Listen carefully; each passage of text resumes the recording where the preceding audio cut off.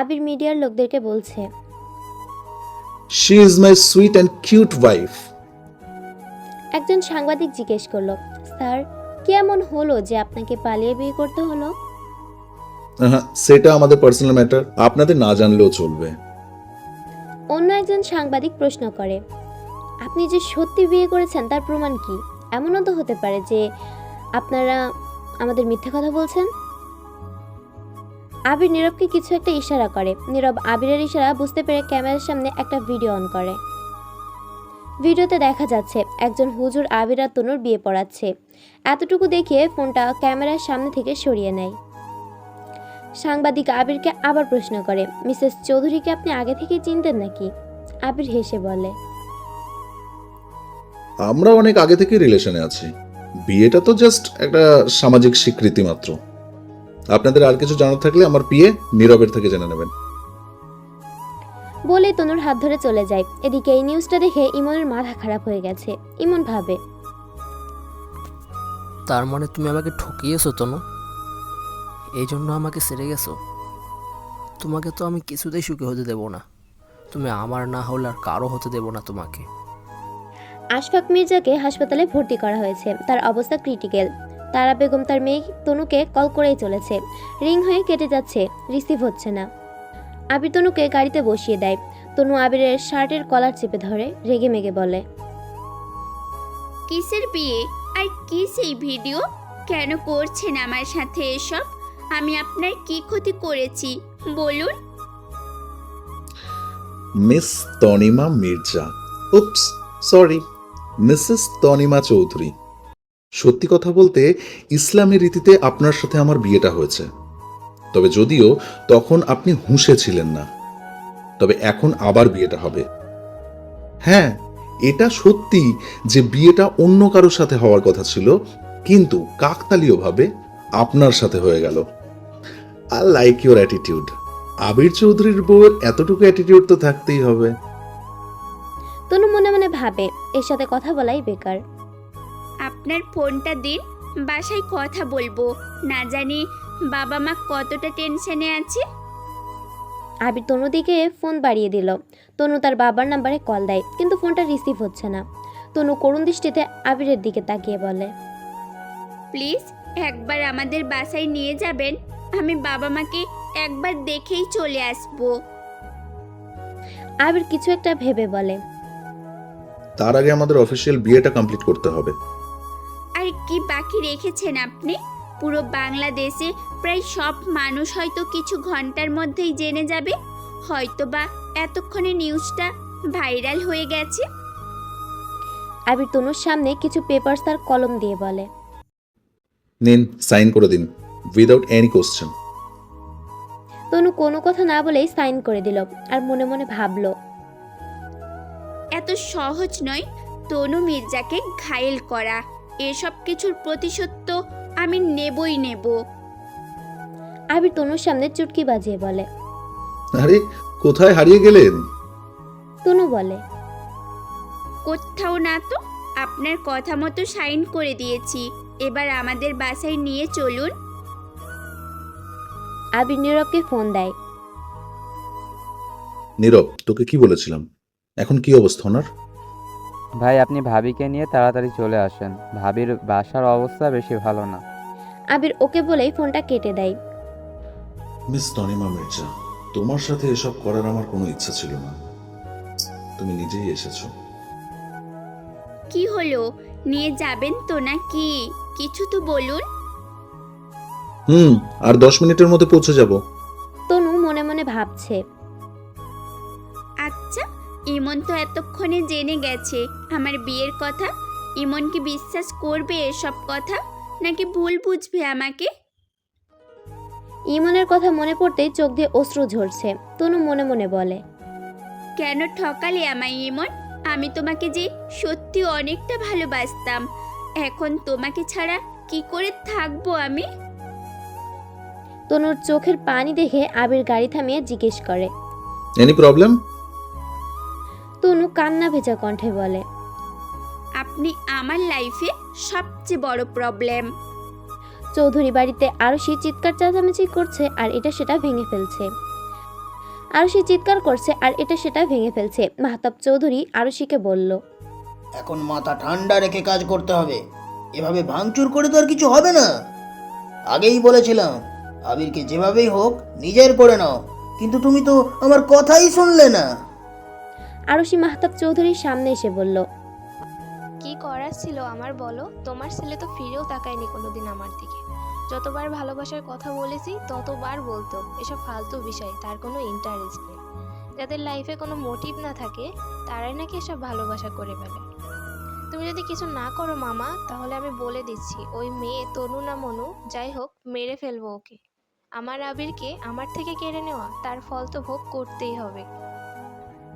আবির হাসপাতালের সামনে গাড়ি থামাতেই তনু বলে, আপনি হাসপাতালে কেন আসলেন? আমাদের তো বাসায় যাওয়ার কথা ছিল, তাই না?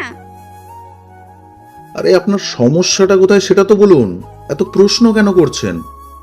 আমাদের বিয়ের খবরটা হয়তো বা আপনার বাবা জেনে গেছে, তাই মেবি হার্ট অ্যাটাক করেছে। তবে চিন্তার কিছু নেই। আর হ্যাঁ, বাবার সামনে গিয়ে আবার ন্যাকা কান্না জুড়ে দেবেন না, মনে রাখবেন সে একজন পেশেন্ট। এই মুহূর্তে আবিরের সাথে তর্ক করার কোনো ইচ্ছা নেই তনুর। তাই সে কোনো কথা না বলে গাড়ি থেকে বের হয়ে হাসপাতালে তার বাবার খোঁজ করতে লাগলো। আবির এসে তনুর হাত ধরে লিফটে নিয়ে যায় আর বলে, আপনার বাবা 3 তলার রুম নাম্বার 302 আছে। আরে বাবা, এভাবে ছোটাছুটি করলে আপনার বাবাকে পেয়ে যাবেন না, সো আমার সাথে চলুন। লিফট 3 তলায় পৌঁছাতেই তনু আবিরকে রেখে ছুটে চলে যায়। 302 নাম্বার রুমের সামনে যেতেই তনু দেখতে পায় তার মা রুমের বাইরে দাঁড়িয়ে আছে। তনু দৌড়ে যেয়ে তার মাকে ধরে হাওমাও করে কেঁদে দেয়। তারা বেগম তনুকে নিজে থেকে ছাড়িয়ে বলে, কেন এসেছিস এখানে? যেখানেই ছিলি সেখানেই চলে যা। আমি তোর মুখও দেখতে চাই না। চলে যা আমার চোখের সামনে থেকে। তনু অশ্রুসিক্ত নয়নে তার মায়ের দিকে তাকিয়ে কান্না মিশ্রিত কণ্ঠে বলল, আম্মু, আমাকে তাড়িয়ে দিও না আম্মু, আমি তোমাকে পরে সবটা বুঝিয়ে বলছি। মিসেস তারা বেগম কিছু বলবে তার আগে ইমন এসে বলে, তোর আর কিছু বুঝিয়ে বলতে হবে না, তুই যেখান থেকে এসেছিস সেখানেই চলে যা। ইমন মিহির হাত ধরে টান দিবে তার আগে আবির এসে বলে, ডোন্ট ক্রস ইউর লিমিট। আমার ওয়াইফের গায়ে টাচ করার দুঃসাহস করবেন না একদম। একজন নার্স এসে বলল, এটা হসপিটাল, এখানে চিৎকার চেঁচামেচি করে পরিবেশ নষ্ট করবেন না। আপনাদের রোগীর জ্ঞান ফিরেছে, চাইলে দেখা করতে পারেন, তবে একজনের বেশি একসাথে যাবেন না। নার্স চলে যেতে তারা বেগম নিজের স্বামীকে দেখতে যায়।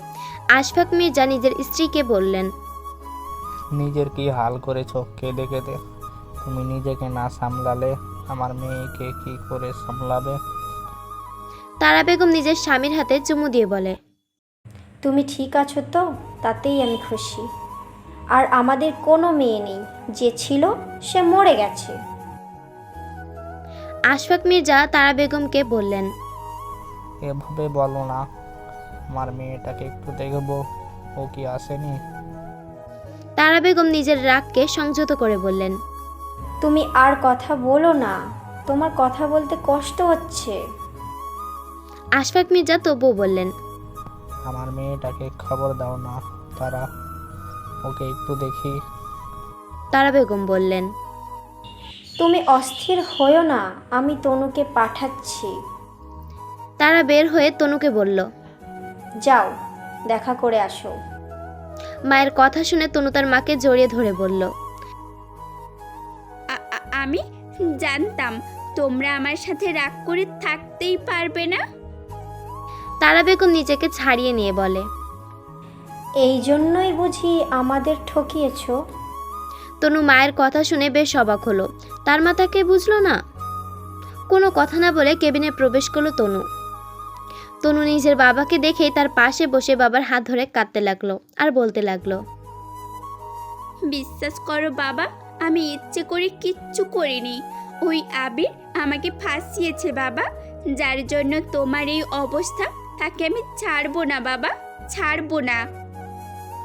আশফাক মির্জা তনুর মাথায় হাত বুলিয়ে দিয়ে বলে, আমি জানি রে মা, তোর কোনো দোষ নেই, তুই পরিস্থিতির শিকার।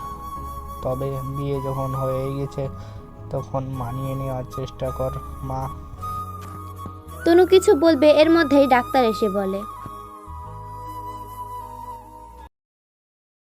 তনু বাবার থেকে বিদায় নিয়ে বাইরে আসতেই আবির এসে বলে। এবার চলুন। তনু আবিরের দিকে তাকিয়ে বলে, বাবা সুস্থ না হওয়া অবধি আমি কোথাও যাব না। আবির তনুর কানে কানে বলে, আমি আপনার অনুমতি চাইনি, আদেশ করেছি। নিজের আর নিজের ফ্যামিলির যদি ভালো চান তো আমার সাথে এক্ষুনি চলুন। এদিকে আবির আর তনুকে এত কাছাকাছি দেখে ইমনের রাগে সবকিছু ধ্বংস করে ফেলতে ইচ্ছা করছে। ইমন তনুকে বলল, তোদের পার্সোনাল কথা থাকলে বেডরুমে যেয়ে বলতে পারিস, এভাবে পাবলিক প্লেসে না। তনু আবিরের থেকে কিছুটা দূরে সরে নিজের মায়ের সামনে হাঁটু গেড়ে বসে পড়ে।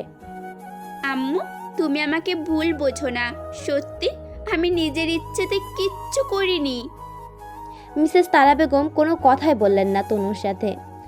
আবির তনুর হাত ধরে নিয়ে চলে গেল।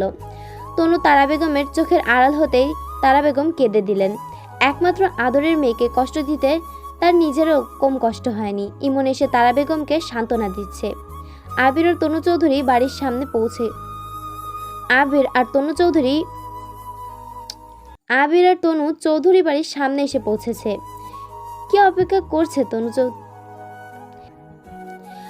আবির তনুর হাত নিজের হাতের মধ্যে আবদ্ধ করতেই তনু বলে, হাত ছাড়ুন আমার, এসব কি অসভ্যতা শুরু করেছেন আপনি? তনুর কথা শুনে আবির বলে, ঠিকই বলেছেন, এভাবে ঠিক অসভ্যতা জমছে না। এটা বলে তনুকে কোলে তুলে নেয়। তনু হাত পা ছোড়াছড়ি করছে নামার জন্য। আবির তনুর দিকে একটু ঝুঁকে বলে, এরকম করলে কিন্তু আপনার ঠোঁটে ঠোঁট রেখে কিস করব। আপনার যদি সেটা দরকার না থাকে তবে চুপচাপ থাকুন। আর হ্যাঁ, বাসায় যে যাই বলুক না কেন আপনি কোনো উত্তর দেবেন না, যা বলার আমি বলবো। আবির তনুকে কোলে নিয়ে দরজার সামনে দাঁড়িয়ে তনুকে বলে। কলিং বেল বাজাতেই কিছুক্ষণের মধ্যেই একজন সার্ভেন্ট এসে দরজা খুলে দিতেই আবির তনুকে নিয়ে বাসায় প্রবেশ করে। তনু আবিরের গলা জড়িয়ে ধরে আছে। সার্ভেন্ট সবাইকে ডেকে আনে।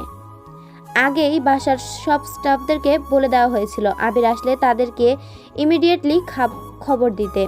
মুহূর্তের মধ্যে সবাই হলরুমে এসে হাজির হয়। আবিরের বাবা আবিরের সামনে এগিয়ে এসে বলেন, এটা কোন ধরনের অসভ্যতা আবির? তুমি সবার সামনে এই বাইরের মেয়েটাকে কোলে নিয়ে দাঁড়িয়ে আছো। বাবা, তুমি হয়তো নিউজটা দেখোনি, আর যদি না দেখে থাকো নো প্রবলেম, আমি বলছি। তো আপনারা এখানে যারা উপস্থিত আছেন সবাই শুনে রাখুন, সি ইজ মাই ওয়াইফ। সবাই এই কথাটা মনে রাখবেন।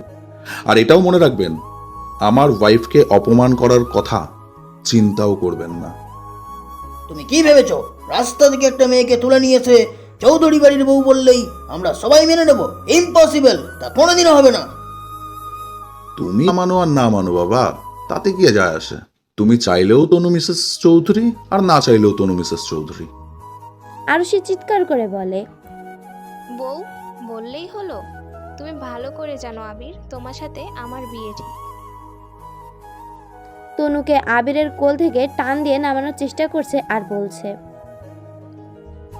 তোমাকে আমি কারোর সাথে ভাগ করে নিতে পারবো না, তুমি আমার মানে শুধুই আমার। আবির তনুকে নামিয়ে দিয়ে আরশির গালে ঠাস করে একটা থাপড় মেরে বলে, নেক্সট টাইম আমার ওয়াইফকে টাচ করলে কিন্তু এর পরিণাম ভালো হবে না। তনু বসে বসে দেখছে আর ভাবছে। ইন্টারেস্টিং সিনেমা চলছে তো, হিরো, হিরোর বাবা আর সাইড নায়িকা। তবে এখানে ভিলিয়েনটা কে শুনি? হিরোর বাবা নাকি অন্য কোনো ভিলিয়েনও আছে? দেখা যাক। মিসেস নূরজাহান চৌধুরী আবিরের মা এসে সবাইকে বলে, তোমরা সবাই যে যার রুমে চলে যাও, এখন আর কথা বলে কি হবে, যা হওয়ার তো হয়েই গেছে। মিসেস চৌধুরী তনুর পাশে বসে বলে, কি নাম তোমার? তনিমা মির্জা। নূরজাহান মির্জা নামটা শুনেই তার বুকের ভেতর মোচড় দিয়ে ওঠে।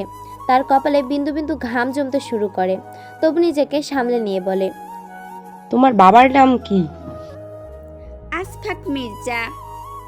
তনুর কথা শুনে কাঁপা কাঁপা গলায় বলে, তুমি আবিরকে কেন বিয়ে করলে? তোমার ভালোর জন্যই বলছি, চলে যাও এ বাড়ি থেকে। তনু মিসেস চৌধুরীর কথা শুনে হতবাক হয়ে গেল। তনু ভেবেছিল তিনি হয়তো তনুকে সাপোর্ট করবে, তা না উল্টো চলে যেতে বলছে। তনু মনে মনে বলে, এত সহজে তো যাব না। আপনার ছেলের জীবন থেকে সব সুখ কেড়ে নিয়ে তবেই যাব। আবির তনুকে আবার কোলে তুলে নিয়ে সিঁড়ি বেয়ে উপরে নিজের রুমে চলে গেল। মিসেস চৌধুরী বসে বসে ভাবছে, এ বাড়ির মানুষ যখন তনুর পরিবার সম্পর্কে জানতে চাইবে তখন সবাই মিলে তনুর জীবনটা বিষাক্ত করে তুলবে। মাহতাব চৌধুরী মিসেস চৌধুরীর সামনে এসে বলল, তুমি যা ভাবছো তার চেয়ে অধিক কষ্ট দিয়ে তিলে তিলে মারবে ওই আশফাক মির্জার মেয়েকে। মিসেস চৌধুরী অবাক হয়ে গেল। তার মানে তার স্বামী জানে তনুর পরিচয়? তিনি কাঁপা কাঁপা গলায় বললেন, ওই বাচ্চা মেয়েটার সাথে তোমার কিসের শত্রুতা? শাস্তি দেওয়ার হলে ওর বাবাকে দাও।